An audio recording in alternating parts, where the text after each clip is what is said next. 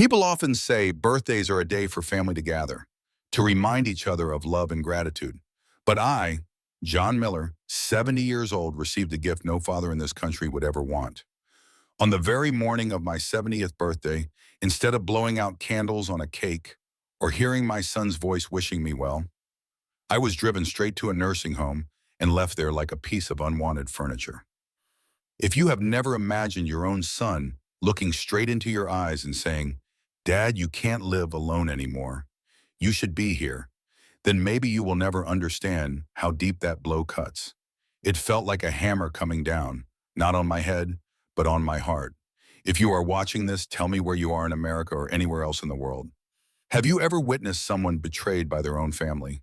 Leave a comment and don't forget to subscribe, because what happened next was far worse. That morning, I woke up earlier than usual. A pale gray light slipped through the small window of my wooden house on the outskirts of Columbus, Ohio. I pulled off the wool blanket my wife had knitted decades ago, stood up, and took a long breath. 70 years old, I still felt strong enough to take care of myself. My hands, calloused from lumber, nails, and the saw, still trembled when I remembered the sound of the hammer striking into the frame of a new home. I had built houses for other families, yet now I feared my own house could become a stranger to me. I walked into the kitchen, pulled out the old cast iron pan and the half-empty box of pancake mix. Margaret, my wife, always made pancakes on special mornings, and I kept that tradition, especially whenever David, my son, came to visit. I poured milk, cracked an egg, and soon the sweet smell of golden pancakes spread through the small kitchen. I set out 2 plates, one for me, one for him. It had been so long since the two of us sat down at the same table. His job at the bank kept him busy. Less phone calls, fewer visits. But today, I told myself, today he would come. It was, after all, his father's 70th birthday. I poured coffee, placed the maple syrup in the center, then sat down to wait. Excitement mixed with loneliness. I kept staring at the clock on the wall, each minute dragging slower than the last. By noon, worry set in. I flipped open my old cell phone and reread the short text from David. "Busy, Dad. Got a lot of work this week." Another time, "Okay." Cold words, yet I read them again and again, trying to find some trace of warmth from my only son. Just when I was about to tell myself maybe he had forgotten, the doorbell rang. I jumped up, heart pounding. At the door stood David, tall and neat in his blue dress shirt, holding a cheap bouquet picked up at a grocery store. He smiled, a half-hearted, polite smile. "Happy birthday, Dad," he said, giving me a quick hug. Hurt slipped into my joy, but I still nodded, patted his shoulder. "You came, son. I'm glad." He set the flowers on the table, glanced around, and said right away, "Go change, Dad. I made lunch reservations." I suspected nothing. My heart raced like a boy about to go to his first prom. I went to my room and pulled out the old suit I used to wear to church with Margaret. The fabric was worn, but I pressed the wrinkles flat and buttoned it carefully. I even forced my feet into leather shoes that pinched and hurt, but they still shined. In the car, I talked on and on, asked about his work, reminded him to take care of his health, told him about the wooden chair I was building on the porch. David only nodded, giving short answers. I didn't mind, I was used to it. I just hoped today he would stay with me a little longer. Then the car turned onto an unfamiliar road. Red maple trees lined both sides. I looked up at the big sign ahead, Willow Creek Nursing Home. My chest tightened. I looked at him, thinking surely this was a mistake. "David, this isn't the way to the restaurant." He cleared his throat. "Dad, we need to talk. At your age, you shouldn't be living alone anymore. You're starting to forget things. This is a good place for you, safe, with everything you need." I laughed, a bitter, broken sound. "Forget, that's what you call it. I still work, still remember every piece of wood in my shop." He didn't look at me, just drove through the gate. "Dad, just try it, get used to it. They've already prepared a room for you." I froze when I saw him open the trunk and pull out my brown leather suitcase. The suitcase that had been sitting in my bedroom, now packed with my clothes and papers I never touched. My throat locked. "You, what have you done?" He sighed, annoyed. "Don't make this harder.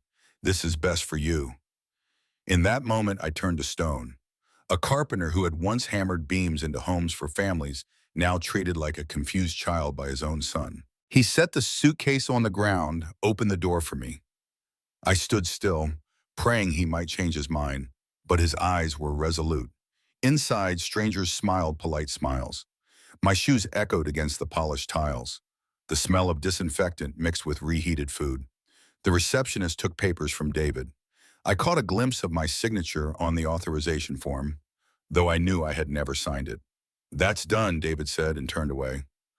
I stood there, not crying, not shouting, just felt the blood inside me go cold. They led me into a small room, beige walls, an adjustable bed, a window facing a brick wall. No birthday cake, no candles, no one singing happy birthday. Only silence pressing down on me. I sat on the edge of the bed, suit still on, suitcase abandoned at my feet. I thought about the bouquet left to wither in his car and realized it was me. A father who had given everything for his son, discarded like a dying flower. My 70th birthday ended in shame, in the cold of a place that was never home. And from that moment on, I knew my life had turned a page into a new chapter. A chapter where I would no longer be a silent victim. Sitting in the cold room of Willow Creek Nursing Home, I leaned back against the adjustable bed, my eyes fixed on the gray brick wall outside the window. The smell of bleach, the scent of reheated food from the kitchen downstairs, seemed to cling to every breath I took. I could no longer hear David's footsteps. Only emptiness remained. And inside that emptiness, memories came flooding back, vivid as if I had just touched freshly cut wood. I, John Miller, had lived my entire life as a carpenter, a trade many young people in Columbus would dismiss as an old-fashioned job. But to me, it was pride. I didn't need a suit or a tie. All I needed was a hammer, a saw, and a small workshop full of sawdust. People often said a man leaves his mark on life in two ways, through his children and through the homes he builds. I had both. Yet one of those became my deepest wound. I remembered clearly the 80s when I was young, my hands still full of strength. Neighbors in our little East Columbus neighborhood called me whenever they needed a porch repaired, a window replaced, or a shed built in the backyard. I never charged too much. People called me the carpenter neighbor, and I felt joy in that name. Even in winters that cut through the skin, I wore my knit cap, pulled on my gloves, cutting boards while the wind howled. I worked not only for money but for pride. The pride of seeing families sit down for dinner in homes I had built with my own hands. Margaret, my wife, was the only woman alive who could make me put down my saw to sit for lunch. She would brew coffee in that old thermos and carry it out to the shop. We sat on stacks of lumber, eating ham and cheese sandwiches, talking about the future. Back then, David was just a little boy who loved to run around or sit nearby, watching me drive nails into wood. He once said, "Dad, when I grow up, I want to build houses like you." I remembered laughing, lifting him up, and saying, "You can do anything, son, as long as you do it with your heart." Life was never easy, but we lived with all we had. I remembered when Margaret fell seriously ill, the hospital bills came, and I had to sell my '72 pickup truck, the one I loved, the one that carried so many loads of lumber, so many memories. I watched someone drive it away, the pain like losing a part of my own body, but I thought it's all right as long as my wife gets well. Later came the time when David entered college. Tuition wasn't cheap. I took extra jobs fixing the church roof, building furniture for the local diner, and even building decks for the wealthy families moving into the suburbs. I worked overtime, my hands raw, my back aching, but my heart light when I thought of my son having a brighter future. Margaret sacrificed no less. She worked as a cashier at the supermarket, saved every penny, and sewed David's clothes instead of buying new ones. I still remember her bent over his old winter coat, sewing late into the night, her eyes tired yet glowing with love. I knew in her heart everything was worth it if David had the chances we never had. And we did it. David graduated, walked out with a finance degree, and quickly landed a job at a big bank in downtown Columbus. The day he wore his first suit, I stood watching with tears in my eyes. I was proud. Margaret was proud. We believed every sacrifice was worth it. I had built for him not only a roof, but a road wide open. But what came after was nothing like I had imagined. David changed. At first, it was dinners he excused himself from. Then phone calls were reduced to a few hurried words. Slowly, his voice turned cold, rushed, as if every conversation with his parents was just another business call. I wanted to believe it was pressure, that the bank had swallowed him whole. But the more time passed, the clearer it became. He had begun to value money, promotions, and bonuses more than family. I remember the last time we shared a moment of closeness.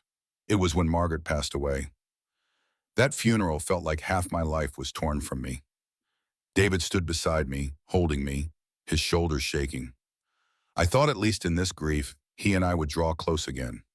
But no, soon after he was back to work, buried in meetings, conference calls, business trips. He no longer came home for Sunday dinners, no longer asked if I needed anything. Sometimes I told myself, my son is grown, he has his own life. I could live quietly in my small wooden house, with my workshop and a few neighbors still asking me to fix a table, rebuild a chair. I thought all I had lost was closeness, those shared meals. I didn't realize what I was about to lose was far greater. Sitting here now in this little room at Willow Creek, I saw a lifetime of sweat and sacrifice rewinding like a film. I saw Margaret sewing under the warm yellow lamp. I saw myself pounding nails into boards. I saw little David staring in awe at my hammer. And then one image overshadowed all the rest. My grown son, cold and distant, leaving me here with the suitcase he had packed behind my back. I didn't understand why no tears came. Maybe after 70 years I had learned to stand firm, even when bleeding, even when losing. I only knew one thing. If I could build homes strong enough for others to live in, then for myself I must build again. A home no one could ever take from me. A place where no one could strip away my dignity, my freedom. The first day at Willow Creek Nursing Home, I sat for hours on the adjustable bed, my eyes locked on the cold brick wall outside the window. Everything was too quiet, a heavy silence, nothing like the peace of my wooden house. At home, I could still hear the wind rushing across the porch, the morning birds, and the smell of coffee blending with sawdust from my shop. Here, all I smelled was bleach and food reheated in the microwave. Whenever someone passed by, the polished tiles echoed with heavy footsteps. I didn't need a clock to know this place was not meant for me. I wasn't here to be cared for. I was here to be abandoned. The very next morning, a young nurse walked in, name tag on her chest, giving me a polite smile. "Good morning, sweetheart. Time for breakfast." Sweetheart, I had lived 70 years, built houses with my sweat, raised a son to earn a degree, yet now I was called the same word used for a toddler or a senile old man. They thought I didn't know anything, that I was just an old man who needed pills scheduled, blood pressure checked, then escorted to the dining hall like a number. I didn't want to eat. I sat still, but they pushed the tray in front of me anyway. Scrambled eggs, dry toast, bacon so hard it clinked on the plate. I missed my pancakes at home. I missed the sweet maple syrup. Here, everything was bland, as if they only wanted you to swallow your way through another day. What hurt me most wasn't the food. I lost my cell phone. On admission day, David had taken it, saying only, "Dad, you don't need to worry anymore. I'll keep this." I knew he had cut my line. No numbers, no emails, no way to reach anyone beyond these walls. He had locked me inside absolute silence. The staff here weren't cruel. I didn't blame them, but their kindness felt like pity. A pat on the shoulder, a thin smile, the words, "Don't worry, honey, everything's fine." But I knew nothing was fine. I wasn't a senile old man. I was just a father whose only son had decided I was no longer capable of making my own choices. On the third day, David appeared. He wore a suit, walked straight into my room with the air of someone holding authority, not a son visiting his father. I was standing by the window, watching yellow leaves fall in the courtyard. He didn't ask how I was, didn't ask about breakfast. He simply placed a stack of papers on the small table. "Dad, you need to sign these documents. I already prepared everything." I looked down. Power of attorney. I had heard of it before, but I never thought my own son would put it in front of me. "What is this?" I asked, my voice shaking with anger. "Just sign it," he said calmly. as if it were the most natural thing. I'll manage finances, bills, everything. You don't need to worry anymore. You should rest. At your age, you no longer understand things clearly. That last sentence cut like a knife. I turned, staring him in the eye. What did you just say? I don't understand the things clearly. David shrugged. You've been forgetting a lot. You let bills pile up, you no longer drive, and you don't even check your mail regularly. You need someone to take care. I slammed my hand on the table. I never asked you to take care. I still remember every number in my workshop, every cut of wood. You think I've lost my mind. You think I'm no longer a man. He sighed without an ounce of emotion. Dad, don't make this harder. If you sign, things will be easier. If not, anyway, the court will prove you're no longer capable. I let out a dry laugh, echoing in that small room. This is how you repay me. After every dollar your mother and I spent on your tuition, after every hour I built your future, this is how you repay me, leaving me here and taking away my rights. He stayed silent for a few seconds. I caught the flicker of annoyance in his eyes. Then he pulled a chair, sat down, voice low but cold. You can think whatever you want, but I'm doing what's best. You're not safe living alone. I just want you to be cared for. I clenched my teeth. I knew words like cared for and safe were nothing but excuses. What he wanted was control. Not just to put me here, but to take my name, my assets, and turn me into a shadow. I pushed the stack of papers back toward him. I will not sign. Not now, not ever. David stared at me, his eyes flat and cold, then stood. You just don't understand. But you will. I'll be back. The door shut behind him. His footsteps echoed down the hallway. I sat there, heart pounding, my hands still trembling with rage. It was the first time in my life that I saw the truth so clearly. My son had not only abandoned me, he wanted to erase me. He wanted to make me invisible, a man stripped of choice, stripped of voice, stripped of freedom. That night I lay awake, unable to sleep. The snoring of my roommate cut through the silence like a blade. I stared at the ceiling, thought of Margaret. If she were still alive, she would hold me and say, John, we'll get through this. But now I had only myself, and in that silence I swore. I would not let my only son turn me into a powerless old man. I had built this life with my hands, and I would rebuild myself, even if it meant starting from nothing. If your son did this to you, would you sign those papers under pressure, or would you fight back? Leave your thoughts in the comments. And remember to subscribe, because what I discovered after this will make you believe the unbelievable. I had grown used to the stench of bleach at Willow Creek, used to the cold glare of the neon lights, and even used to being called pitying names like sweetheart or old man every day. I hated all of it, but what I hated most was the silence. Silence from a phone that had been taken away. Silence at bland meals. Silence even from the son I had spent my whole life raising. I didn't know how long could survive if things went on like this. But just when the darkness felt suffocating, a spark of light appeared. And that light had a name. Linda. Linda was a young nurse in her late 20s. Her brown hair was always tied neatly under her scrub cap, her eyes bright and quick. Linda wasn't like the others here. She didn't just smile and nod, she truly listened. The first time she came to check my blood pressure, she asked a few casual questions. I gave half-hearted answers, but when she looked at me longer, I saw her frown slightly. Miller, she said softly, you're completely clear-headed. I don't understand why they treat you like you're lost. I laughed, a dry, bitter laugh. My son wants people to think that. It makes it easier for him to control everything. Linda stayed quiet for a moment, then nodded. I believe you. Just 3 words, but my chest warmed. It had been a long time since anyone believed me. A long time since anyone told me I was still myself. In the days that followed, Linda often stopped by my room, sometimes not even because of duty, just to talk. She asked me about my work in the old days. I told her about building houses, making furniture for the church, and about my wife Margaret bringing coffee out to the shop.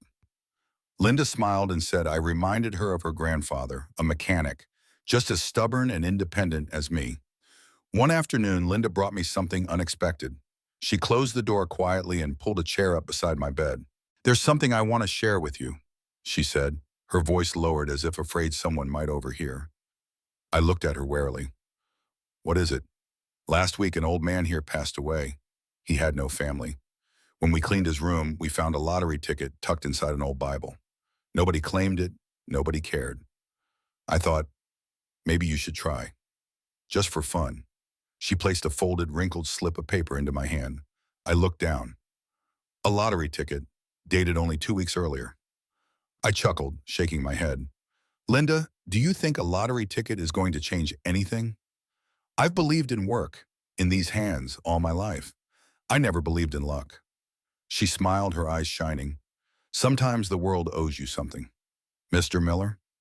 I shoved the ticket into my bedside drawer. That whole evening, I didn't bother with it. I thought Linda only wanted to comfort me, give me some distraction. But as night came, the hall was quiet.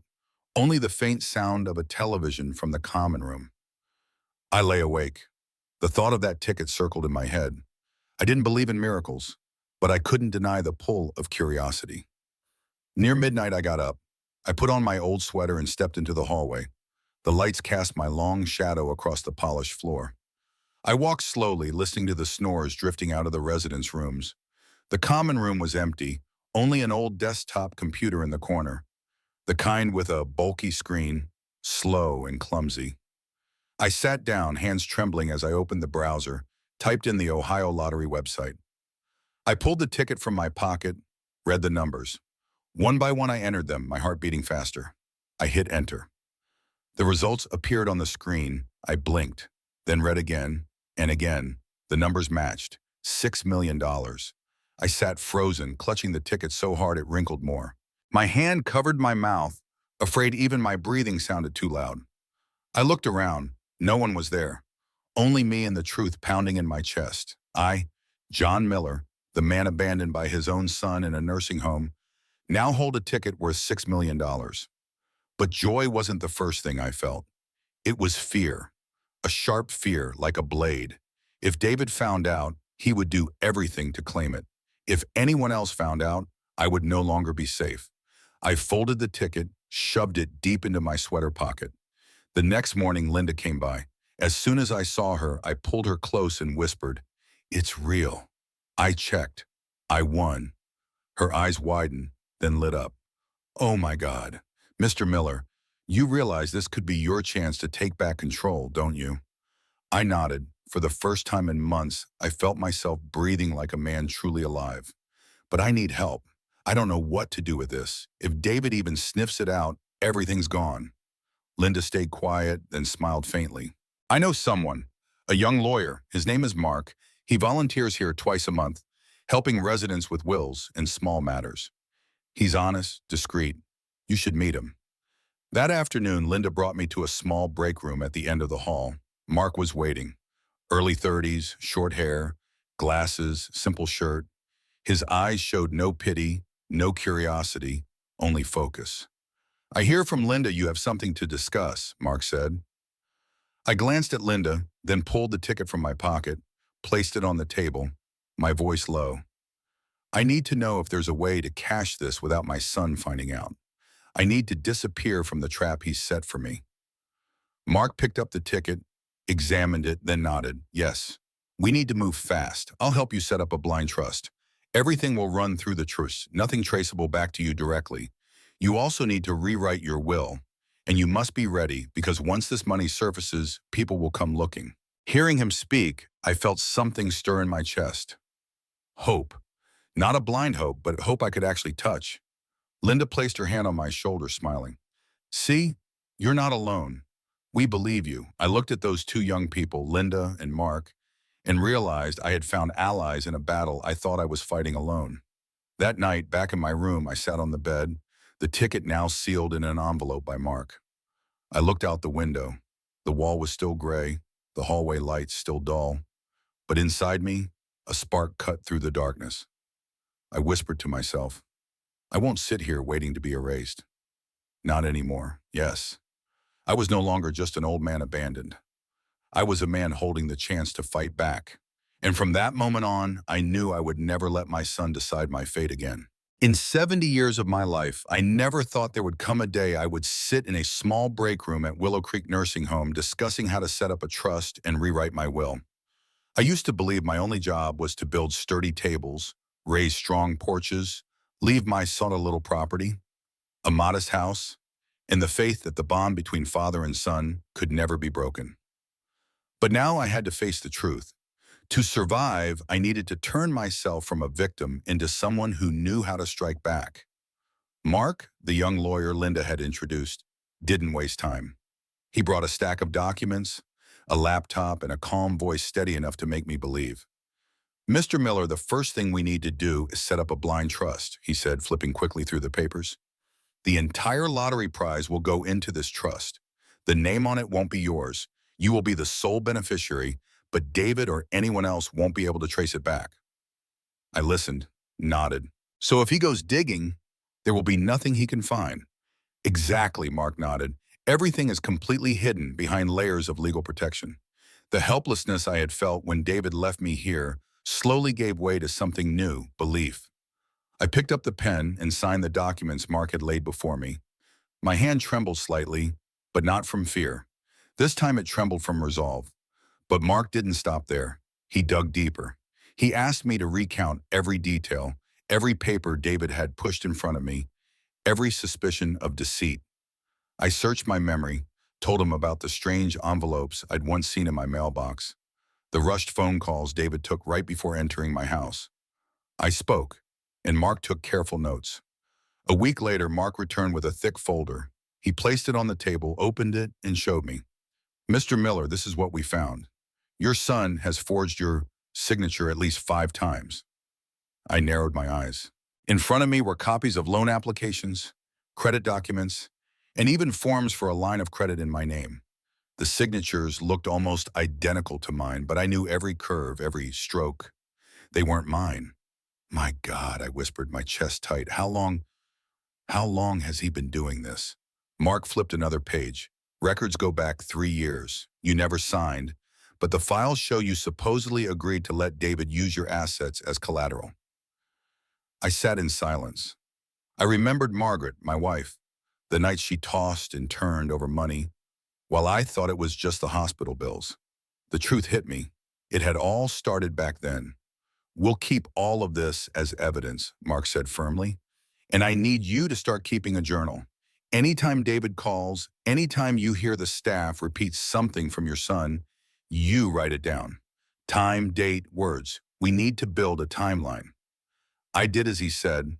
I borrowed a notebook from Linda, recorded each day, each hour. I wrote down David's visits, his calculated words.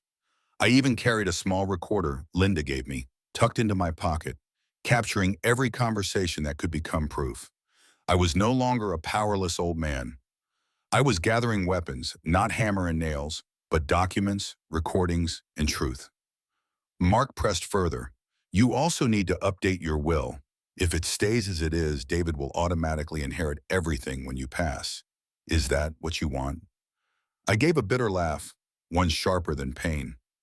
"No, I want him to have nothing, not a single penny." So we rewrote the will. I signed each page, and with every stroke, I felt lighter, as if a stone had been lifted from my shoulders. All of my property, the house, and the lottery winnings would go into a charitable foundation Mark would set up for me. A foundation to protect the elderly who had been financially exploited by their own children or relatives. I wanted to turn my pain into a shield for others. Linda stood witness to my signature. She placed her hand on my shoulder and whispered, "Mr. Miller, you're doing the right thing." I nodded. If I let it go, he would take everything. But if I fight back, at least I will leave behind something that means something. The days that followed, I lived in the nursing home by day, but built my case by night. By day, I let them call me sweetheart and old man and eat the tasteless meals. By night, I wrote, I recorded, I sifted through memories. Each line in my notebook was like a saw cut, breaking apart the chains David tried to bind me with. I realized I was no longer afraid. Fear had turned into anger, and anger turned into determination. I had lost too much to sit quietly. I had built my son's life with my own hands. Now I would rebuild myself, with truth and with justice. Sometimes in the stillness of night, I heard the leaves falling outside the window, and I whispered, "Margaret, do you see? I'm still fighting." And this time I fight not only for me, but for everyone betrayed by the ones they trusted most. Have you ever thought about setting up a trust to protect yourself from greed, even when it comes from family? Share your thoughts in the comments, and don't forget to hit subscribe to follow the next strike back. I had enough evidence in my hands to know my son was not only betraying me, but breaking the law. Forged loan papers, suspicious documents, all of it showed David had used my name for his own gain. But keeping those papers locked away was no different than burying them in a box. I knew if I wanted justice, I had to bring them into the light.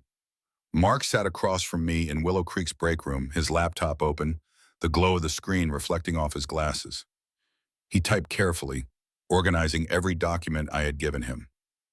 "Mr. Miller, we'll send a full packet to the Department of Justice, along with the timeline you've been keeping.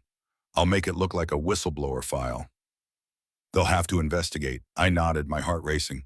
"And what about the press? People need to know the truth. David's living like a model citizen in everyone's eyes." Mark gave a small smile. "I've contacted a local paper. The journalist is respected. She specializes in elder abuse and fraud. She won't publish anything without your permission. Are you ready?" I drew a deep breath. I thought of Margaret. If she were still alive, she would put her hand on my shoulder and tell me, "John, truth sets you free." I nodded. "Yes, I'm ready." 2 weeks later, the first article appeared in the Columbus Herald. Bold headline, "Retired carpenter defrauded by his own son." It told the story of an old man who once built homes for neighbors, now a victim of financial fraud at the hands of his only child. They didn't print my full name, only JM70, but anyone who knew us understood. The reaction came faster than I expected. Old neighbors called the nursing home, checking on me. Friends of Margaret left messages with Linda, wanting to reach me. But the loudest reaction came from David. Just days after the article, David appeared on local television in a carefully staged interview. He wore a suit, tie perfectly knotted, his face set with concern. "My father hasn't been lucid for years," he said, voice trembling just enough for the audience to see his pain. "Someone has manipulated him, fabricated baseless accusations. I only want my father to be safe." Sitting in the common room watching the TV, I let out a bitter laugh. I saw a poor actor playing the role of the dutiful son. He knew the public would rather believe in the image of a confused old man than the complicated truth. He knew tears could sway an audience, but what he didn't know was that we had prepared. The moment David began to spread lies about my mind slipping, Mark had contacted an independent doctor, Dr. Levine, an expert in cognitive health. She met with me, spoke for 3 hours, asking about my childhood, my workshop, and my finances. I answered each question clearly. I even read a passage from a novel I loved and broke down the main character. When it ended, she smiled, shook my hand. "Mr. Miller, your memory and clarity are sharper than many people half your age. I'll write my report." That report went straight to the paper and the DOJ. Within a week, the Columbus Herald ran a follow-up story. Medical report confirms JM fully competent. Fraud suspicion deepens. This time, public opinion began to split. Some still sided with David, but many started to doubt. I read the comments under the article. One wrote, "If he's really competent, why does his son want control of his assets?" Another said, "Too many elder abuse cases out there. This sounds real." And one bluntly stated, "I used to be David's client. He had questionable deals. I believe the father." The tide began to turn, and with it, David's career started to shake. Mark showed me an email from one of David's business partners. They had suspended a major contract pending investigation. Another bank cut the line of credit on the company David managed. Golf buddies unfollowed him on social media. For a banker, reputation is everything. Once reputation cracks, money follows it down. I didn't speak directly to David at that time, but I knew he was furious. I pictured him in his office, phone ringing off the hook, clients demanding answers. He would deny, blame others, and insist he was the victim of a conspiracy. But the harder he fought, the more cracks showed in his mask. One evening, Linda came into my room with the latest paper. She set it on the table, looked at me with a smile. "You see," she said, "the truth is being heard." My hands trembled as I turned the pages. My chest felt heavy, but in another way, lighter. I whispered, "Margaret, do you see? I've started bringing the truth into the light." I knew the battle wasn't over, but for the first time in months, I didn't feel powerless. I was no longer just an old man confined to four gray walls. I was a man fighting back, with truth as my weapon. And when I looked into Linda's eyes, full of faith, I saw it clearly. The darkness had begun to crack, and light was breaking in. Franklin County Court, Columbus, Ohio. The morning sky was heavy, gray clouds hanging low as if pressing down on the whole city. I sat in the front row, my calloused hands resting on my knees, my old vest pressed neatly. Across from me, David sat with his lawyer, his face tense, though he tried to look confident. He was here to petition for legal guardianship, claiming I no longer had the capacity to make decisions. When the judge entered, the room fell silent. I heard the gavel strike. The court is now in session. At that very moment, my heart pounded like a drum in my chest. I never thought I would one day stand in court not to defend property, but to defend my dignity and my freedom against my own son. David's lawyer rose, his voice cold, careful. "Your Honor, my client's father, John Miller, no longer has the mental clarity to manage his finances or his daily life. He has repeatedly forgotten dates, signed papers he doesn't remember, and has been manipulated into making baseless accusations. We ask the court to grant guardianship to his son, David Miller, to ensure Mr. John's safety." I sat still, my jaw tight. Those words cut into my pride like knives. But I was no longer the quiet carpenter who endured. I had prepared for this. When our turn came, Mark, the young lawyer standing by me, stepped forward. "Your Honor, I ask that Mr. John Miller be allowed to testify on his own behalf. He wishes to speak for himself." Every eye in the room turned toward me. I rose, my legs trembling slightly, but my voice steady. "I am John Miller, 70 years old. I am not suffering from memory loss. I remember every number, every cut of wood in my workshop. And I remember clearly every action my son has taken this past year." I held up the notebook I had kept. Each page detailed dates, times, and conversations. I recounted how David brought me to Willow Creek Nursing Home on my birthday, how he forced papers in front of me, and how he called me old man to humiliate me. Then I placed the documents on the evidence table. These are forged signatures in my name on loans I never knew about. I studied every curve, every stroke, and experts confirmed they are not mine. Mark followed with a USB. "Your Honor, this is an audio recording in which David Miller pressures his father to sign documents, including his veiled threats. Mr. John recorded it as proof." The courtroom erupted in murmurs. I saw David shifting in his chair, his face flushed red, his hands clenched. The judge listened closely as the recording played. David's voice filled the speakers. "Dad, sign this. Let me manage everything. You don't know things clearly anymore. People will laugh at you." When the recording ended, silence fell. No one could deny it now. I lifted my head and looked straight at David. He couldn't meet my eyes. Then Mark presented Dr. Levine's medical report. "This is an independent evaluation. Mr. John Miller is fully competent, with no sign of cognitive decline. The report has already been filed with the Department of Justice." David's lawyer faltered, tried to argue I was being manipulated, but the evidence was too strong. Everyone in the room felt the truth. David had never sought to protect his father. He sought to take everything. After nearly 4 hours of testimony, the judge leaned forward, his voice firm. "The petition for guardianship is denied.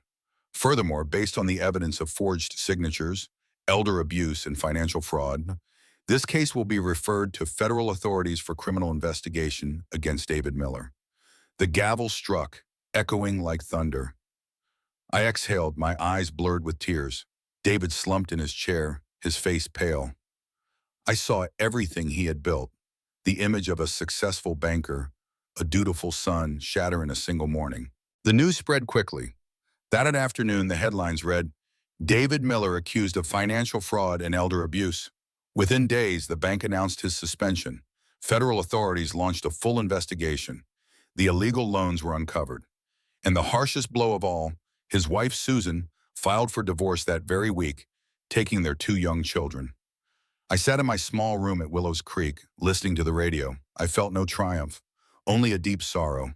I had lost my only son, but the truth had to be defended. I remembered Margaret's words, still ringing in my ears. Justice may come late, but it comes.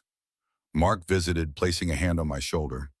You did the right thing, John. You showed the community that elder abuse cannot be hidden, and you reclaimed the truth for yourself. I gave a faint smile, looking out the window where the afternoon sun lit the rows of trees. Maybe at last I had found myself again. If your son dragged his father into court to take every asset, do you believe the court ruled fairly in this case? If it were your parents, whose side would you be on? Leave your thoughts in the comments, and remember to subscribe to see what happens in the final chapter of this journey. The first morning after leaving Willow Creek Nursing Home, I drew in a deep breath. No more smell of disinfectant. No more sound of steel doors shutting behind me. I stood in front of the familiar street where I once ran my little carpentry shop. The rusted sign was barely hanging on, the wooden doors scarred by years of rain and sun. But to my eyes, it wasn't rotting wood. It was a memory. It was a new beginning. With the lottery money protected through the trust, I bought back the old shop. But this time, it wasn't just a place to build tables and chairs. It became the headquarters of the Miller Foundation, the trust that I, Linda, and Mark built together to support elders who had been abused or abandoned. We chose this very place because I believed every new journey should begin at its roots. On opening day, I sat in the corner, watching young volunteers hang posters and arrange chairs. Linda smiled brightly, her hands busy preparing materials. Mark was explaining to a group of local reporters the goals of the foundation: free legal aid, safe housing, and a hotline for elders with no one left to rely on. I remember the days I was called sweetheart with pity, treated like a burden. I knew there were thousands of others who had felt the same. Now I wanted those painful memories to turn into strength for change. In the main room, we hung a large photo of Margaret, my wife, the woman who had walked with me through so many years. Beneath it were the words, "Dignity belongs to everyone." I wanted anyone who stepped inside to understand that dignity cannot be stolen, even by betrayal from family. In the first weeks, the phone never stopped ringing. An old woman from Dayton called, saying her son was trying to sell her house and force her out. A man in Cleveland wrote a letter, telling me his grandson had drained his bank account. I read every word, tears staining the paper, and I knew we were on the right path. In the evenings when the last volunteer left, I often stayed alone, watching the sunlight slide across the cracks in the old wooden floor. I listened to the wind outside the door, and I felt peace. Some wounds never fully heal, but they remind us we are still alive, still able to give. One weekend, we held a small workshop. More than 30 elders and their families attended. Linda stood at the podium, her voice steady. When you see something wrong, don't stay silent. Speak up, because justice always needs someone to begin. I looked around and saw nodding heads, eyes bright beneath gray hair. When the workshop ended, I stepped onto the porch, sitting down on the wooden chair I had built years ago. The new sign gleamed under the streetlights. Miller Foundation. I let out a long breath and smiled. Money doesn't change people. It only shows who they really are. I spoke the words not for anyone else, but to remind myself. David had chosen his path, and I could not change that. But I could take this pain and turn it into hope for others. On the street, the sky turned to dusk. I thought of the months locked in that cold room and compared it to this moment. Freedom, meaning in life. Freedom is not wealth or reputation. It is the right to live with dignity. If your children or loved ones betrayed you, would you stay silent and endure, or would you rise to reclaim the truth? Tell me in the comments. And don't forget to subscribe, because this story is not only mine, it could be any of ours. Some wounds do not come from strangers, but from the very people we once trusted most. Not everyone can understand what it feels like to be betrayed by your own blood, especially when that betrayal comes at the moment you are weakest, when all you need is a helping hand. But what matters is not how deep the pain cuts, but how you rise from it. I once thought old age was nothing but waiting for children to visit, waiting for the days to pass. But the storm taught me something else. It is never too late to reclaim truth and dignity. You can be 70, 80, even 90, But if your heart is still beating, you still have the right to say no to injustice. Here is the truth. Money does not change people. It only reveals who they truly are. A good person, when given wealth, will know how to help and to share. But a greedy one, when given the chance, will strip off the mask and show raw selfishness. I saw that in my own son. And I understood not everyone who shares your blood deserves to be called family. Family is not always those who are bound to you by blood. Family can be the people who stand beside you when the whole world turns away. For me, that was Linda, the young nurse who believed I was still clear-minded, and Mark, the young lawyer who was willing to defend me. They owed me nothing, yet they chose to stand with me because they believed in justice. So if you are watching or reading this story, I want you to remember, never hand your life over to pity or to lies. Prepare yourself legally, financially, and spiritually. Tell the world that you are still here, that your voice still matters, and that your voice deserves to be heard. I do not hold bitterness for what happened. I simply choose to turn my pain into strength so that others, I will not have to endure the same. The Miller Foundation is proof that from betrayal, you can still be reborn as hope. And if you are somewhere out there quietly suffering because someone you love has turned their back on you, I want you to know this. You are not alone. There are millions of others who know exactly how you feel. And the moment you dare to rise, even if it is only one small step, the whole world will see you. If this story touched you, leave a comment. Tell me where you are and whether you have ever witnessed or lived through betrayal in your family. And more importantly, hit the subscribe button to stay with me. Because every story is not only mine, it could also be yours or anyone's around us.